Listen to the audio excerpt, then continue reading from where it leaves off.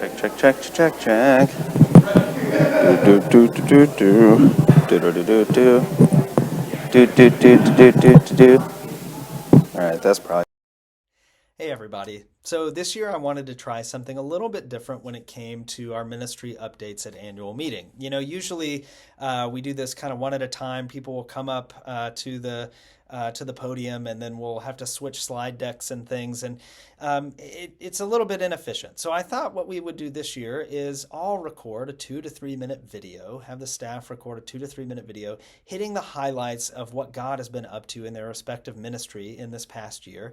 And then we could stitch those videos together and actually have that not only to watch at annual meeting, but to post in addition to annual meeting, separately from annual meeting, so that if you missed annual meeting, you don't have to wade through the entire hour and a half long, I hope it's not that long, the entire live stream to get to the ministry updates. You can watch this video and get the highlights. And so that's what this is. Now, in this video, I hope you come away as I did, just filled with gratitude and thanksgiving for the incredible staff that we have at St. Richard's. I know you know this, but we are blessed with an amazing staff that have great passion and vision and skill, and they bring all of those things to their ministries at St. Richard's, whether it is Spencer and our youth ministry and the incredible mission trip they pulled off this past year, or Mother Kelly and our children's ministry and the way that she takes such good care of our kids and families, or Shauna and the day school. I mean, the day school is just bursting at the seams, not just with children, but also with potential to continue to be an area of growth and community outreach for us. Or Sarah, who came on board this year and has done an amazing job with our music ministries, not just on Sundays with the liturgy on Sundays, but also adding to our life here at St. Richard's by bringing in musicians with our concert series and things like that have been so enriching to us. Or if it's behind the scenes with Jen and Liza, our admin staff, who have done a lot of incredible work this year. Not only revamping, I almost said revitalizing, I guess that would work, but revamping our parish communications and making that more effective, enabling us to communicate more effectively with all of you. Or the systems stuff that Jen has been working on this past year, which has actually saved us a lot of money that we've been able to reinvest in mission and ministries. So no matter what it is, again, we are blessed with an amazing staff, and I'm excited for you to get to hear about these different things that have gone on in our ministries in 2022. So without further ado, here they are, the ministry updates.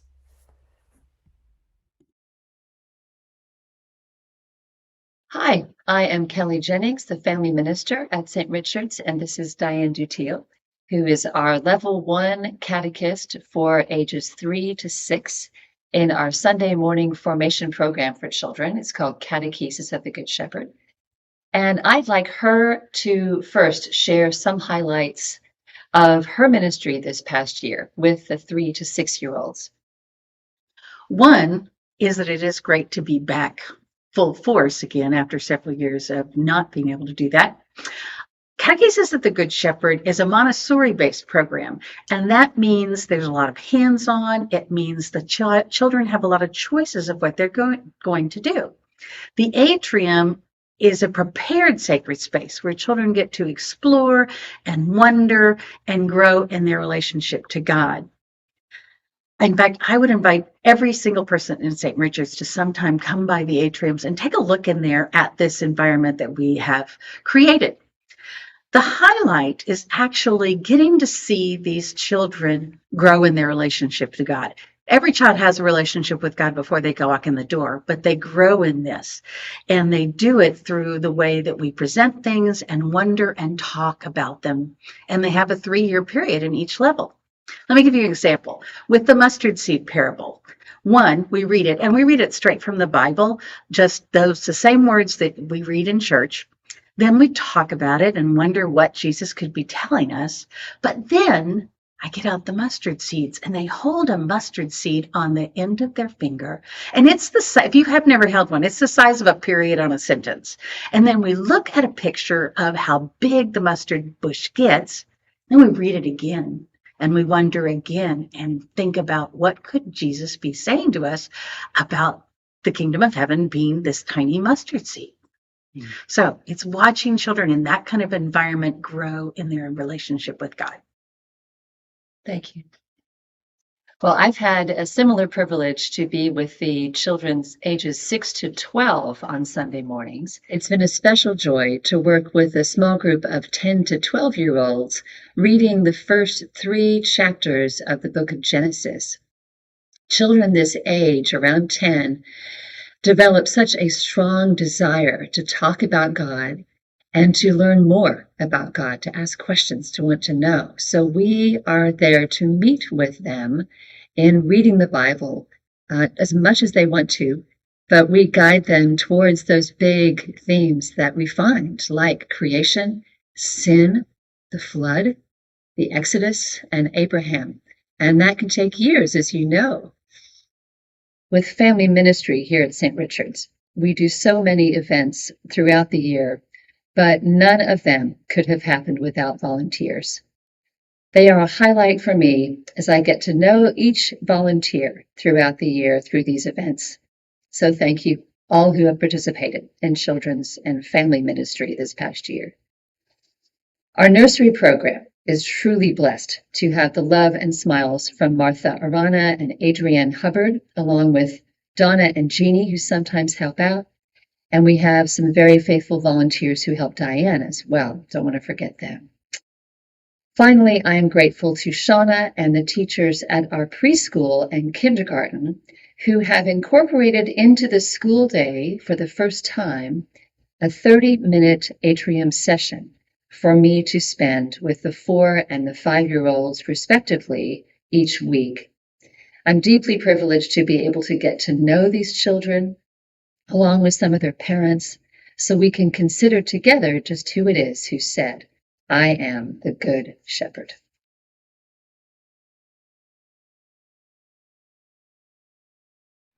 Hi, St. Richards.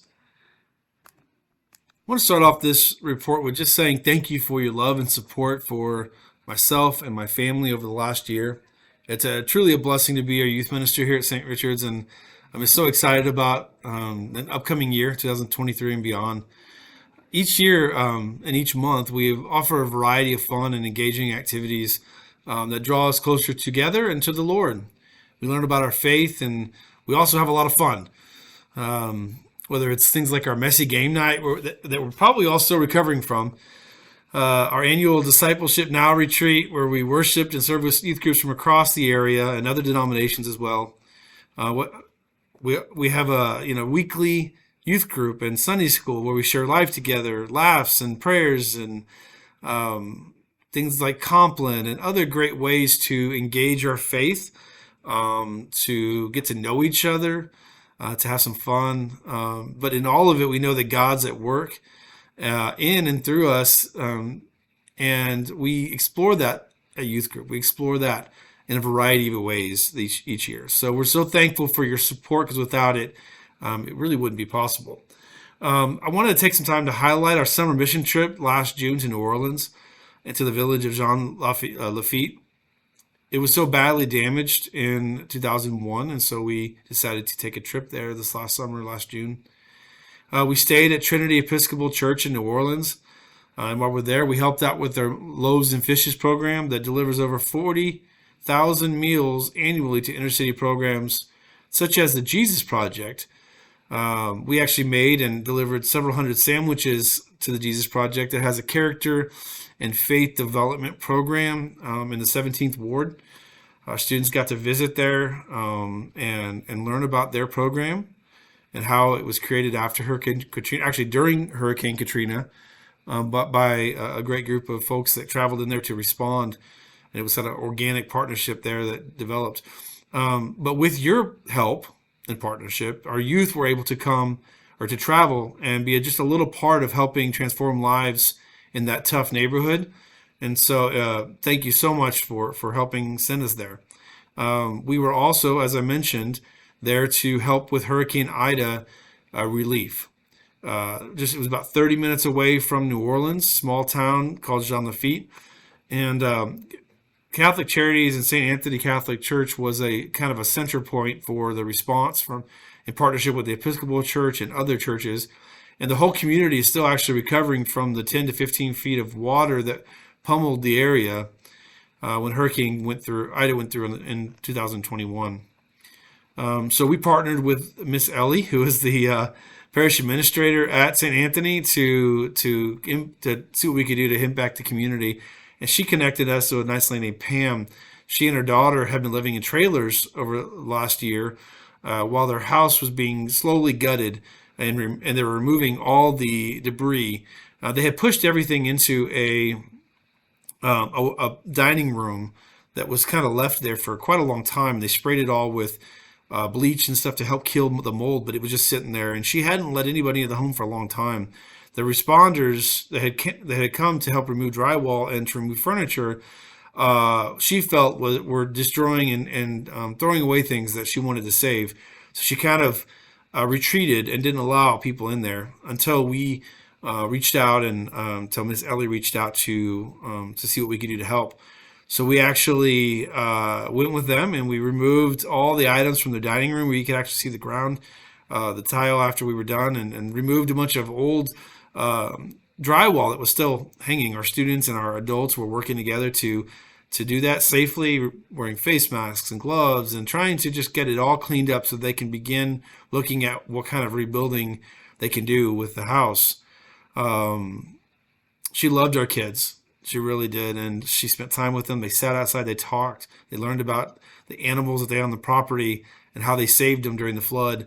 It was just such a blessing to see our students open up themselves and get to know Miss Pam.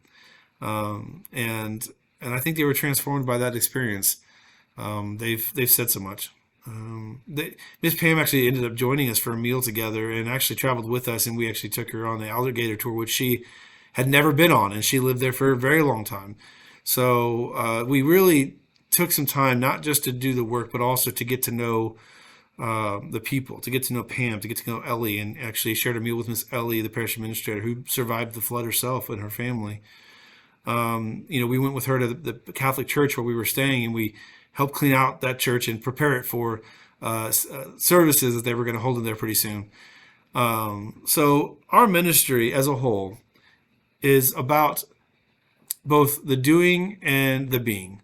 And what I mean by that is that I think that when we have an opportunity to respond, to be the hands and feet of Christ, we do it.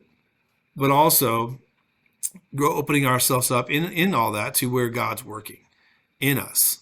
And we talked about that each evening on this trip. And we talked about the transformation, the faith that she saw both in the people we met, whether it was at the World War II Museum that we visited, or in the community where we were spending time. Our students began to see things in a new light, and their perspective on the world was broadened.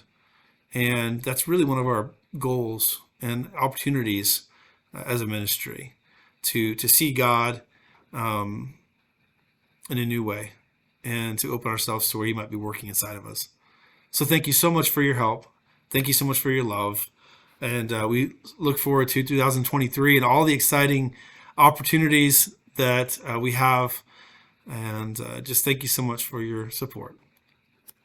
God bless.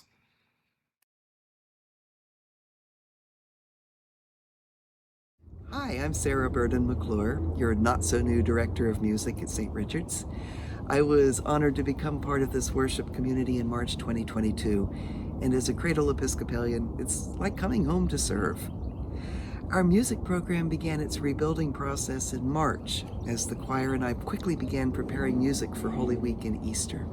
We took off at a gallop with about 10 new anthems, including 2 with brass quartet for Easter, and since then the choir has resumed its practice of singing an anthem for most 10:30 services. The bell choir began its own renaissance in late September. Starting from scratch, these intrepid folks first rung on a few hymns, and then they played a first solo item on the first Sunday of Advent, accompanied a special Advent song each week, and presented more selections for lessons and carols and Christmas Eve services. Quite an accomplishment. 2022 also brought not one but 2 youth-led services. Music for the first in May included contemporary songs from our hymnal and supplement, and featured Giuseppe Di Tommaso on cello and several of our youth singing or playing bells. Now in November, we used praise music selections, plus a fun canticle setting, and again featured several youth singers backed by the choir and Duke Dutil on guitar. This fall, St. Richard's started hosting a musical feast concert series, a ministry I've built since the mid-90s. I'm really excited that it's going to continue here. It's a great monthly opportunity for community outreach, support of local musicians, and musical enjoyment and fellowship. In 2022, we heard big band jazz, an oboe harp duo, and fun Christmas music with a brass quintet. More great performances are scheduled at 5 p.m. on second Sundays throughout the coming year, so please come and indulge. Our year finished with some musical high notes. Our choir sang for Senior Access's Mistletoe Magic Choral Concert, and bells and choir combined for our beautiful service of lessons and carols and on Christmas Eve. I'm enthusiastic about the wonderful progress made in 2022 as we grew our musical ministry and found our collective musical voice again. And I look forward to continued growth and new projects as we expand the program in 2023.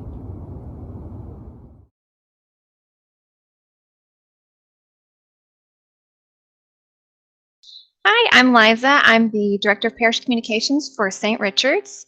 And I want to start off by saying how grateful I am to be a part of this awesome team. I've been here since 2015, and although my role has changed slightly, I'm still very blessed to be a part of this team. And actually now I'm able to dive deeper into more of my art background, creating various communications for the church. And that means through creating bulletins, but also through the online work with Facebook, Instagram, eBlast, the website. And since my transition to this new role as communications director, we've seen, and that happened in 2021, but we've seen a huge growth in the people we've been able to reach in our community. For instance, in Facebook, there's been about a 400% increase in people we've reached, and about an 89% increase in page visits. For the eBlast, we have seen a 60% increase in new sign-ons and about an 89% increase in overall open rate. So what do all these numbers mean? Well, basically that people are trying to find a place to connect, a church home. And St. Richard's is that place, and they want to connect with the people here. And being able to reach, starting off maybe just online, I think is a huge tool for people to eventually then come into the church and connect with people. So my goal going forward is to continue using the tools that we have and also develop better tools to dive deeper into my role connecting people in the wider community. Hi, I'm Jen Winborn, and I'm the Director of Parish Operations. My role started in 2021. And it came about so that we could split the original duties that Liza was doing so that everything could run smoother and more effectively. My typical role, my day-to-day, is to work with the vestry and treasurer and parishioners to make sure that everything runs smoothly in the office. I coordinate the parish hall calendar. I print documents for services like the bulletins. And I provide administrative assistance to the clergy. My previous experience here was with the day school. I was the treasurer for the day school for a number of years, and I worked in the pumpkin patch. My family and I have been here since about 2012. My goal in 2022 was to work on streamlining services, and one of the things that I was able to do was help convert us from our previous church management system to Realm. And I know a lot of people are not crazy about Realm, but it changed our cost significantly. We went from almost $600 a month for that service alone. When we switched over to Realm, it cut our cost in over half. Our savings over $300 a month just with that switch alone. And from July, when we switched, our savings for the rest of the year was almost $1,900. My goal for 2023 is to continue to streamline things. Our our budget and our amount spent in 2022 for our technology services was over $12,000. And one of the things that we are planning to do is move to the Microsoft suite of services. By doing that, we are going to cut our projected cost of technology services to under $6,000. Microsoft provides a grant to provides a grant for nonprofits to be able to use these services. And I just want to continue doing what I'm doing in 2023, and I love coming to work every day.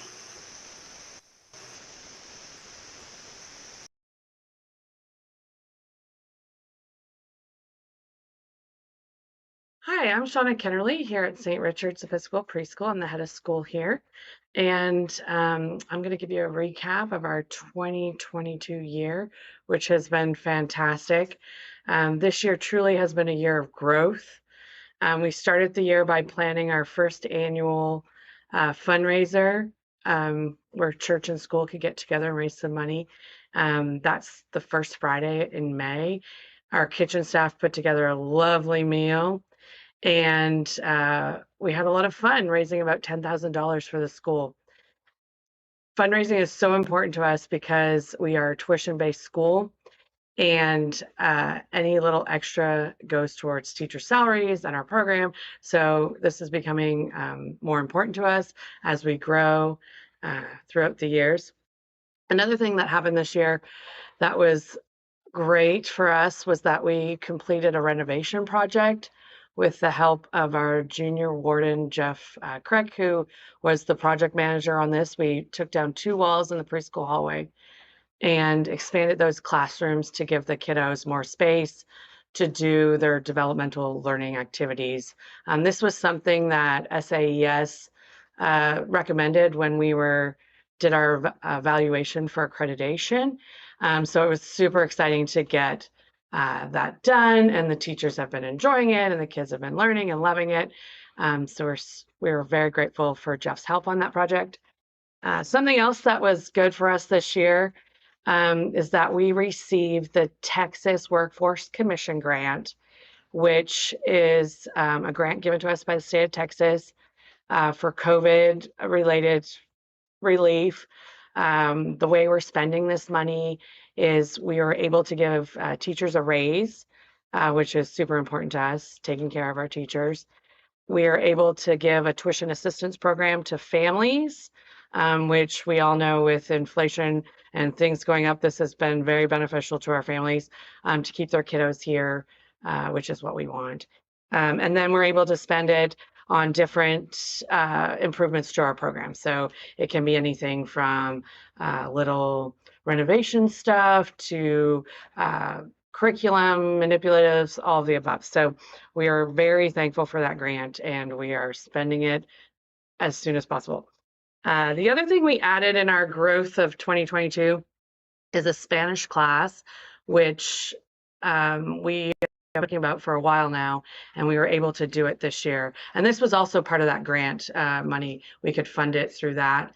And so each child that attends our school gets 30 minutes of Spanish with a Spanish speaking teacher each week. So that's been super fun. The kids love it. We're adding some Spanish songs to all our programs that we do throughout the year. And that was one thing we really, really wanted to do to enhance our program. Then coming on to this school year, the start of the year in the fall, we had our first annual raffle, which again, it's that fundraising portion of our year. And we were brought in $10,000 with that. So that was, so beneficial to us. And I think we're a little bit surprised on how well we did. So look for that again next fall. We currently are full on enrollment. We have about 19 to 20 people on the wait list. So this sort of growth uptake has been just so good. And we've also added a few new members to the school board. So all around 2022 has been a year that we've come out of COVID. We've strengthened our program. We seem to be on an upward tick, which is just so exciting and fun. Looking to the future, 2023, we're just going to continue with this sort of ride, and we're always looking to strengthen our board. Our school board must be made up of 60% church members. So if you think you want to come out and have some fun with us, please just drop myself a line, Father Cameron, talk to anyone on the vestry, anyone you know that works with the school. We definitely need your help. We're always looking for future planning, and having that core board moving forward is the most important. So, and then we're going to also in 2023 just really focus on that fundraising portion. We truly need about $30,000 a year for fundraising to make sure we're paying teachers, we're keeping tuition down, and that's kind of where we're at in our development with our school. So if you ever have any questions about the school board or the school, you know anyone who you think would benefit coming here, please stop by the office. We're more than happy to talk to you. Thank you. Have a good day.